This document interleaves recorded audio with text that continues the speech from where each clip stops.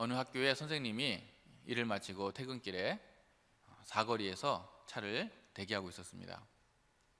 신호 대기를 하고 있었는데 옆에 한 오토바이가 와서 나란히 섰습니다. 아버지처럼 보이는 아저씨하고 뒤에 아들로 보이는 꼬마가 타고 있었습니다. 마침 파란불로 신호가 변해서 출발을 했는데 오토바이가 붕 하고 떠났습니다. 그런데 그만 그 뒤에 앉아 있는 그 꼬마가 땅에 떨어지고 말았습니다. 그런데도 그 아버지는 혼자서 쭉 하고 가버리는 겁니다. 선생님이 깜짝 놀라서 야, 다친 데가 없느냐 하고 물어보고 다행히 크게 다치지는 않았습니다. 이 아이를 차 옆에 태우고 그 아버지에게 찾아주려고 열심히 차를 몰아가지고 따라잡았습니다. 이제 오토바이를 한쪽에 멈춰 세운 다음에 이제 아이를 건네주었습니다. 그때에 아버지가 첫 번째로 한 말이 뭔지 아십니까? 보통은 얘야 어디 안 다쳤니? 괜찮니? 이런 말이 나올 줄 알았는데 한다는 첫 마디가 네 엄마는 그러더라는 겁니다. 잘 모르시겠으면은 옆에 분들이 웃으시면 따라 웃으시면은 유머 감각이 있고 이해력이 좋으시구나라고 역임을 받을 수가 있습니다. 알고 보니까 오토바이가 이전에 엄마와 아이들 다 채우고 가다가 엄마가 먼저 떨어지고 그 사거리에서 아들마저도 떨어뜨리고 계속 그것도 모르고 아버지는 혼자 가더라는 것입니다. 처음에 이제 웃고 시작하면 좋으니까 또 마음도 열리고 또 오늘 주제하고도 관련된 말씀이라서 나누었습니다. 오늘 주제 말씀은 마지막이 아름다운 사람입니다. 인생의 마지막까지 달릴 길을 다 싸우고 아름답게 마치는 그런 복된 인생입니다. 처음에 엄마와 아들 다 태우고 출발했어도 한 명 떨어뜨리고 또 한 명 떨어뜨리고 혼자만 가는 것이 아니라 끝까지 모두 다 함께 아름다운 완주를 해야 되지 않겠습니까? 용두삼이라는 말이 있습니다. 머리는 용인데 꼬리는 뱀이라는 거죠. 처음에는 화려하고 대단하고 막 웅장하고 놀랍습니다. 그런데 가면 갈수록 뒤로 갈수록 힘이 없고 쇠잔하고 끝이 안 좋고 약하다는 것입니다. 그거보다는 시작은 미약해도 끝이 창대한 게 더 좋은 줄로 믿습니다. 마지막에 웃는 사람이 진정한 승리자인 것입니다. 1945년에 미국에 아주 떠오르는 참 영적 차세대 리더들이 있었습니다.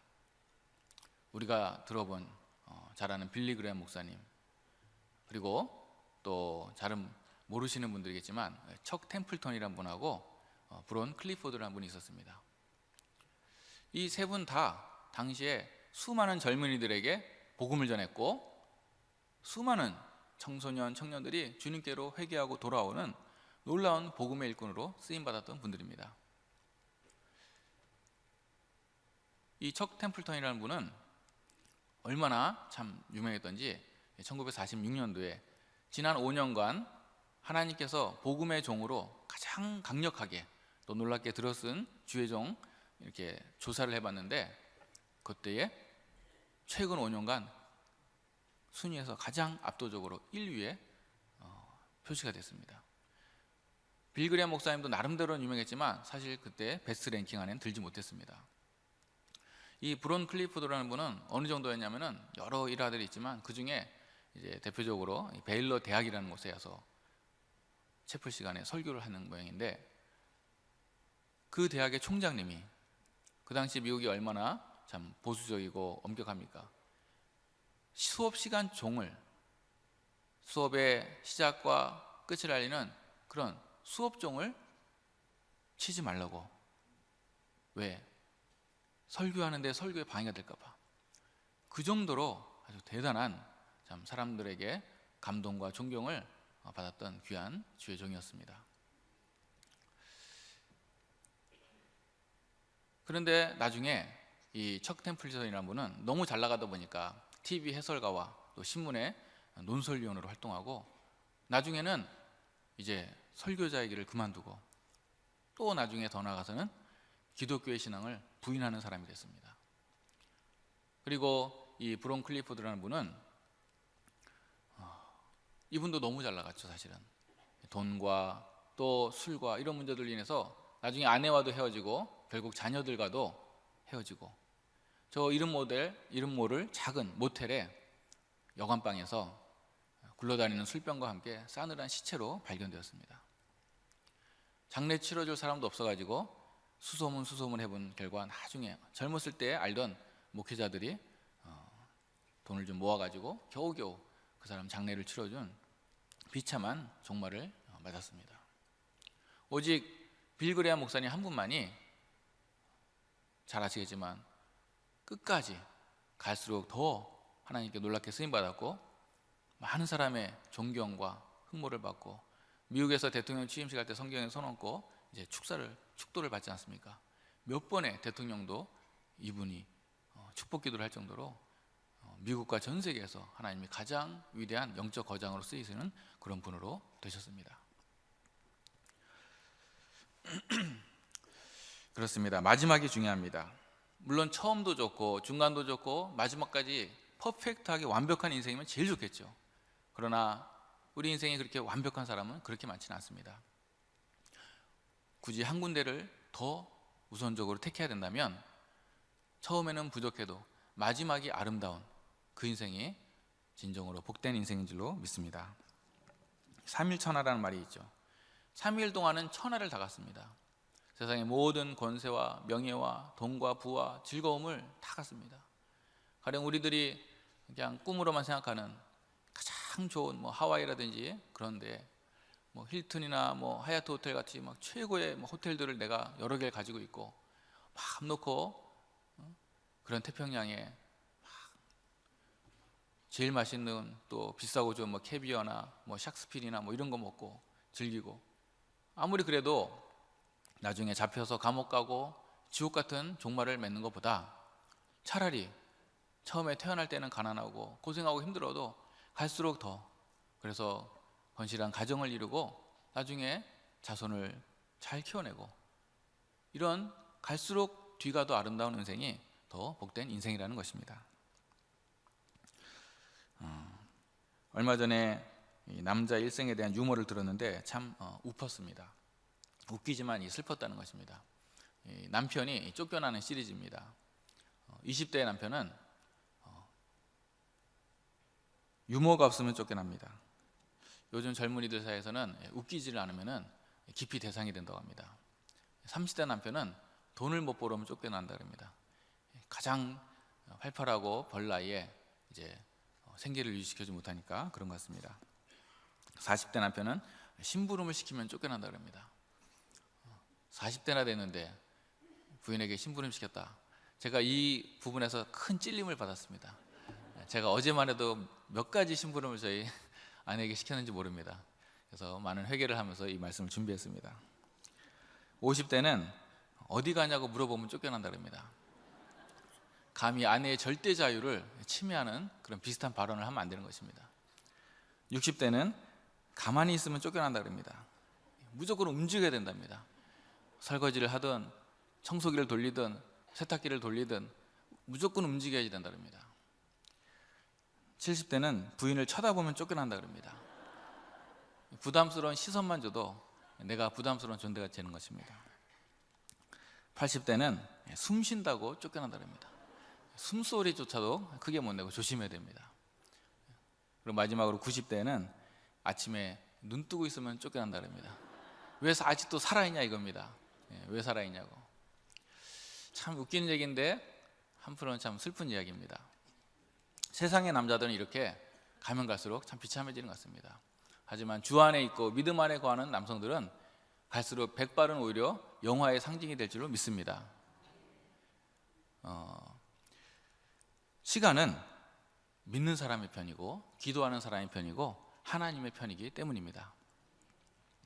뉴 잉글랜드의 자랑이고 영광으로 불리는 존 엘리어트 목사님이 계셨습니다.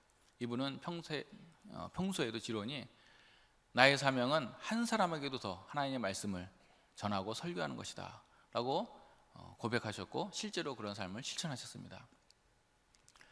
나중에 그렇게 오래 열심히 충성하시고 은퇴하신 다음에 근데 미국에는 은퇴가 없을 수도 있어요. 은퇴란 말은 제가 읽지는 못했지만 아무튼 80고령에도 교인들이 말렸는데도 세계 전도 여행을 떠났다 그럽니다.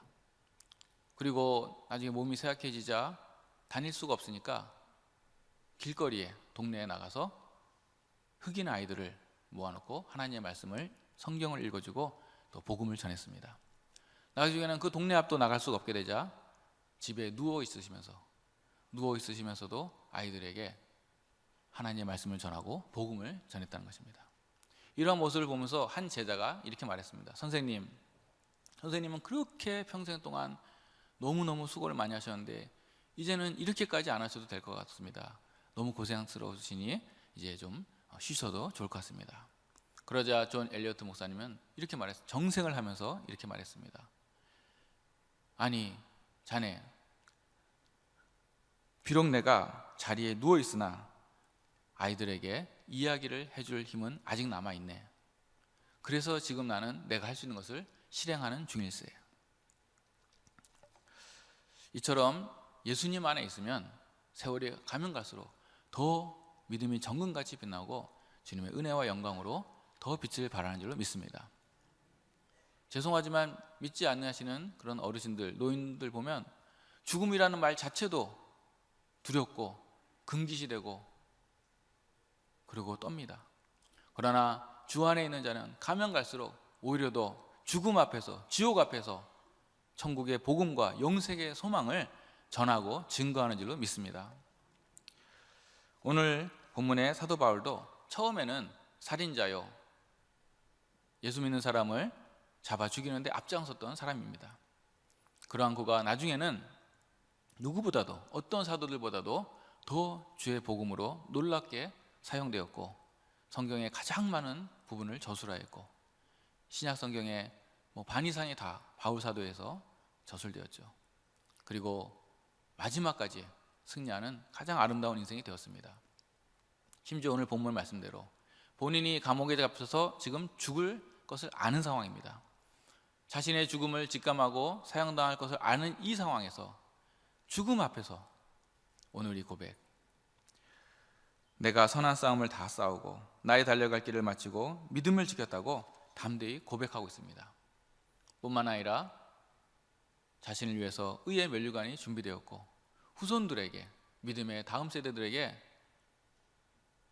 주를 나타나심을 사모하는 모든 자에게도 그러한 면류관을, 소망을 심어주고 격려하는 그러한 마지막을 가졌습니다. 이처럼 마지막이 아름다운 사람이 가장 감동이 됩니다. 태양도 저녁에 노을이 가장 아름답고 꺼져가는 촛불도 그 직전에 가장 빛을 발한다고 합니다. 바라기는 저와 우리 모두 마지막 날에 주님 앞에 서는 그때에 잘했다, 착하고 충성된 종아라고 인정받는 복된 우리 모두가 되실 간절히 소원합니다. 주변을 둘러보면은 전에 그렇게 함께 은혜 받고 예배하던 그런 성도들이 안 보이는 분들이 있습니다. 또 함께 성령을 체험하고 그 기도의 응답을 받고 직분으로 또 사명으로 섬기던 분들이 지금은 안 보이는 분들이 많이 있습니다. 물론 건강상 이유라든지 혹은 멀리 지방으로 이사를 갔다든지 선교지에 나가셨다든지 주님도 인정하시는 그런 이유가 있는 분은 괜찮습니다. 그러나 하나님 앞에 합당하지 않은 이유들로, 세상적 이유들로 인해서 그 주일 성수의 예배의 자리와 또 그 귀한 사명의, 소명의 막중한 자리를 놓치고 잃어버린 안타까운 분들이 우리 주변에는 얼마나 많은지 모릅니다. 저희 친구들을 보아도 참 인생은 단거리가 아니라 마라톤이고 신앙의 여정은 참 긴 여정이라는 것을 느끼게 되었습니다. 너무나 많은 예가 있지만 대표적으로 떠오르는 친구들 중에 한 친구는 이 미션 스쿨, 제가 이제 고등학교 숭치를 나왔거든요. 미션 스쿨에서 그 반의 신앙부장 또는 선교부장이라고 했는데 그 정도로 할 정도로 신앙이 아주 좋았습니다. 근데 나중에 이제 정치를 좀 이렇게 한다고 그쪽으로 나가더니 점점점 주님과 멀어지고 결국 주일 성수도 안 하는 그렇게 상황이 되어버렸습니다.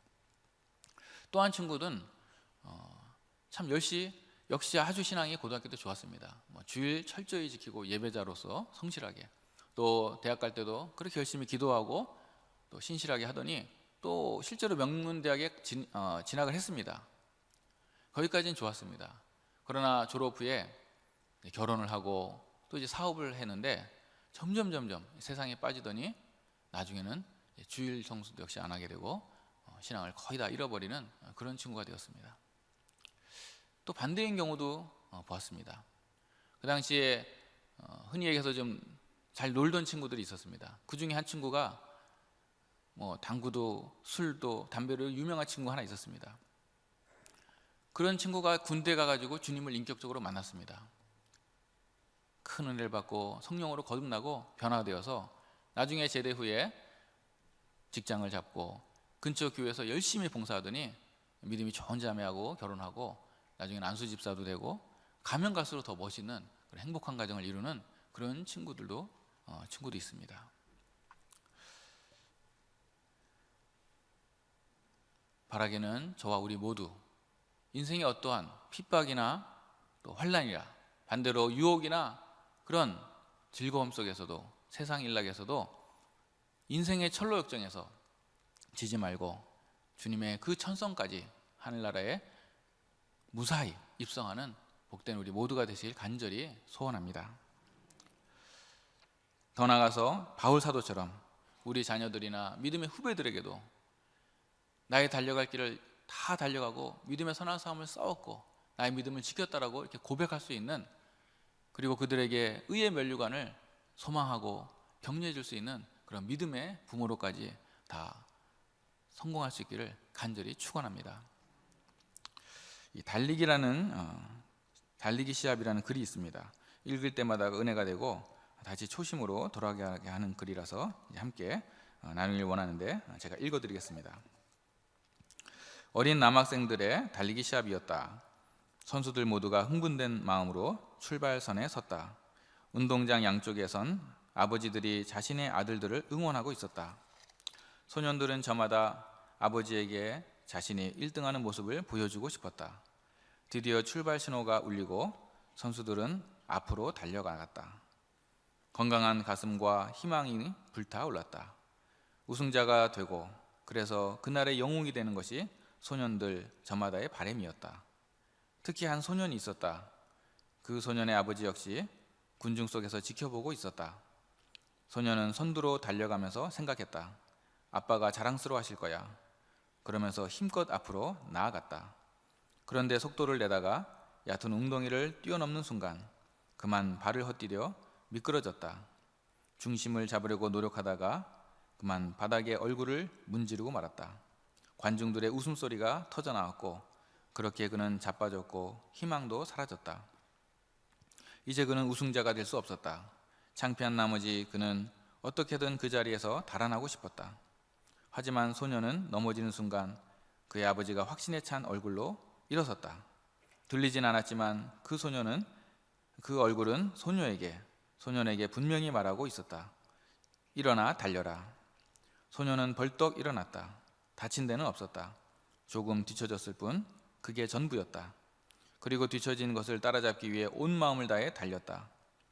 다시 다른 아이들을 따라잡고 우승하겠다는 생각이 너무 강한 나머지 마음이 다리보다 앞서 달리다가 그만 또다시 넘어지고 말았다.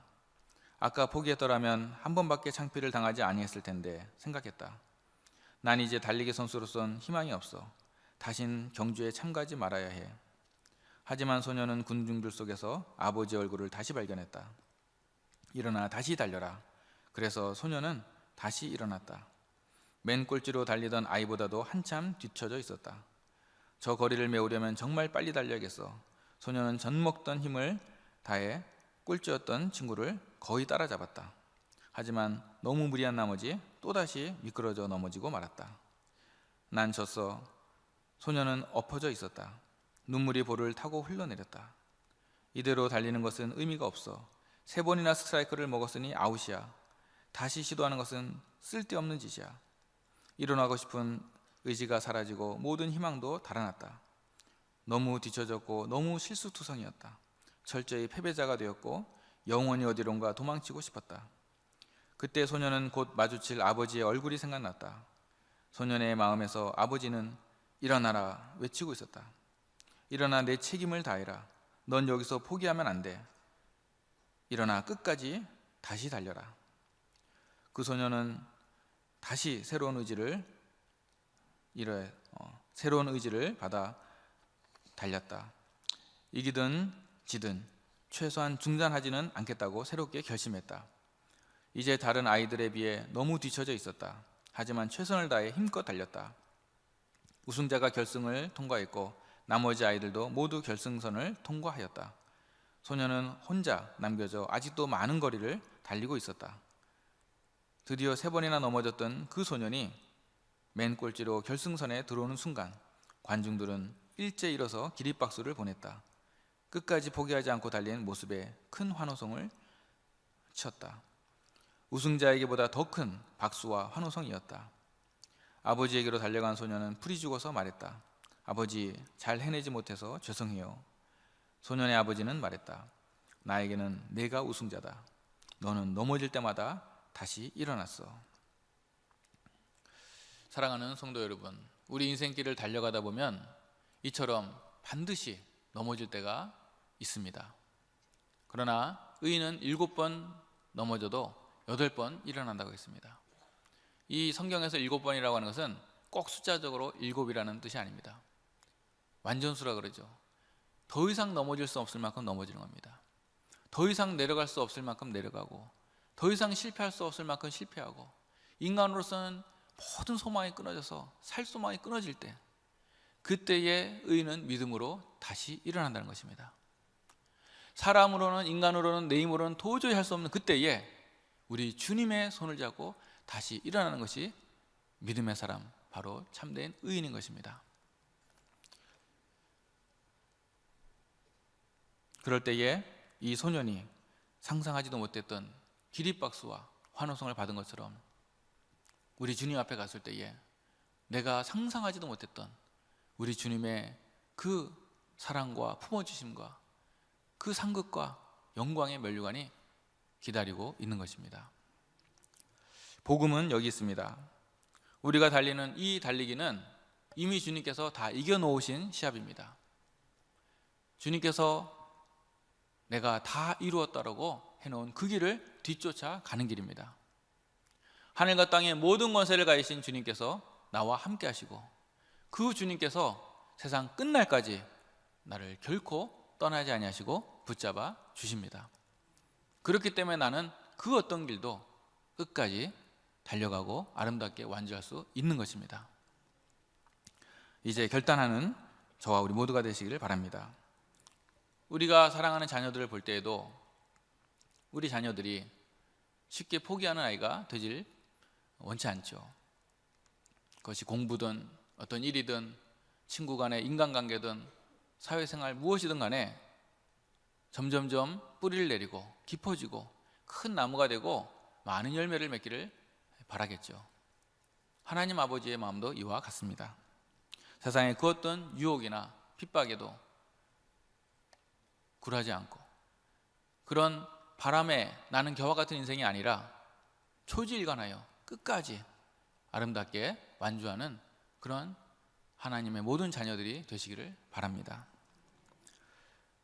처음에는 넓은 길, 세상 길로 갔다가 나중에 통곡하고 후회하는 것이 아니라 처음에는 믿음의 길, 좁은 길을 가더라도 나중에 생명의 길, 의의 길, 은혜와 풍성한 그 길로 가는 것이 우리 하나님의 뜻입니다.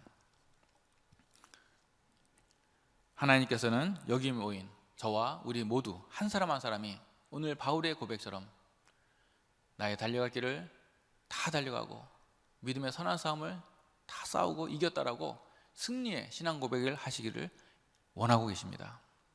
그리하여 끝까지 완주하고 주님께서 예비하신 그 의의 면류관, 영광의 면류관을 저와 우리 모두에게 진정으로 주시기를 원하고 계십니다.